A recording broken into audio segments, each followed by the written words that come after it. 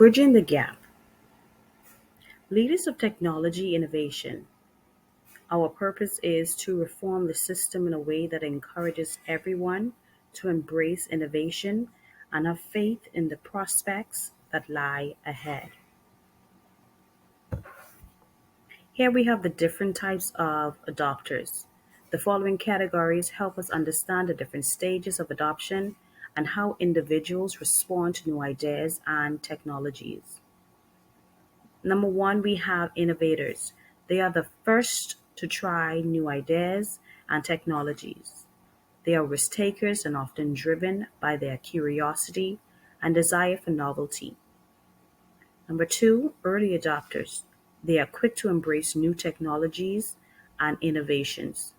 They are influential in their social circles and are often seen as opinion leaders.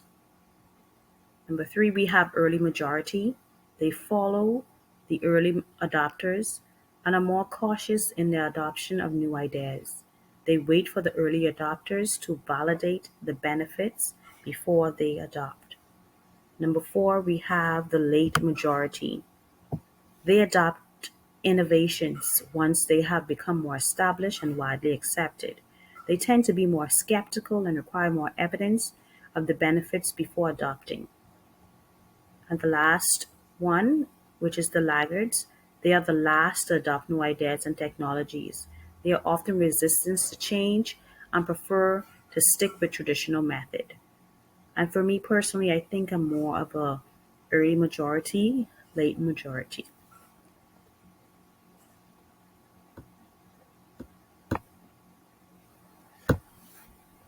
Utilizing early adopters, innovators such as innovators, early adopters, and early majority.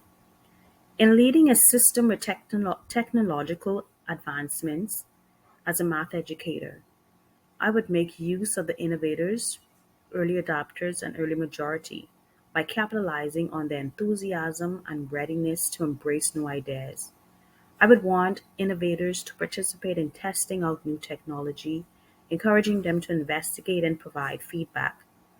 Early adopters would be excellent advocates since they would help to spread the word and tell their peers about their positive experiences.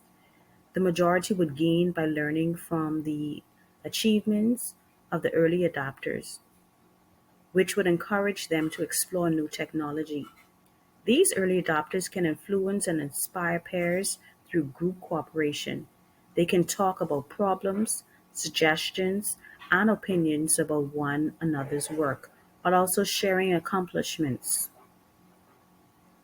Just like Christ, Christ surrounded himself with a varied set of followers, and he made us and he made use, sorry, and he made use of these many types of individuals when he was on earth. Peter and John, two of his followers, who reacted quickly to his teaching and went on to hold important leadership positions, might be regarded as an early adopter. Early believers who were attracted to Christ's teachings and miracles would make up the bigger group of followers. Christ's method helped him effectively disseminate his message to a large number of people. Working with later adopters, late majority, and laggards. In leading a system with technological changes, I would approach the late majority and laggards by addressing their concerns and providing them with clear evidence of the benefits of adopting new technologies. I would emphasize the practical advancements and offer support and training to help them overcome any barriers they may face. I also take into account their viewpoint and try to allay their concerns.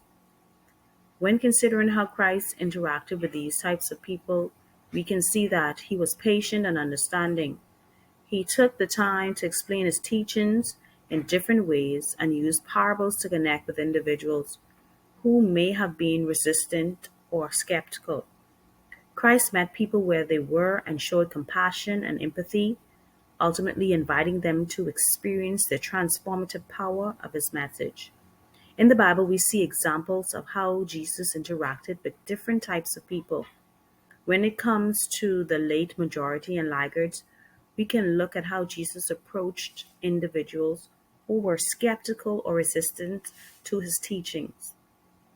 In John chapter 20, verses 24 to 29, we see the story of Thomas, who doubted Jesus' resurrection.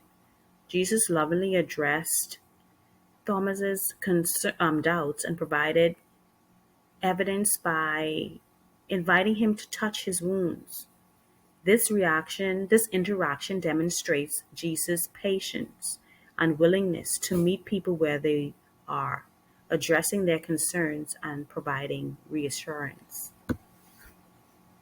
Because Jesus showed traits like patience, understanding, compassion, and empathy, I think it's crucial to lead a system in a way that mirrors Christ. We may create a welcoming and helpful environment where others feel appreciated and understood by modeling these traits. Christ like leadership encourages cooperation, acceptance, and development, producing a good and transforming experience for those involved. It enables us to comprehend people's issues, meet them where they are, and gently lead them towards embracing new concepts and technologies. Before I end here, in a discussion, I had mentioned to a classmate that last year, all government schools in Bahamas implemented Renaissance testing for math and English in our school's LMS. I still don't understand at this point the purpose behind it since I don't know what they're doing with the results unless it's just for administrative purposes. I appreciate change, but I want to see what the results will be used for. Teachers had 2 days of training, but it didn't feel like training since we only watched a Zoom meeting. Personally, I think we should have followed along step by step on our own devices to understand the program a bit better and the steps to find our students' results. I thought it was poor training. The Bible does emphasize the importance of wisdom, knowledge, and teaching. It encourages continuous learning and growth. Proverbs 18 and 15 says, chapter 18, verses 15 says, an intelligent heart acquires knowledge, and the ear of the wise seeks knowledge. So, providing effective training to teachers in using technology can help them acquire the knowledge and skills needed to enhance their teaching methods. So, I can understand exactly where the laggards come from. Or, in my case,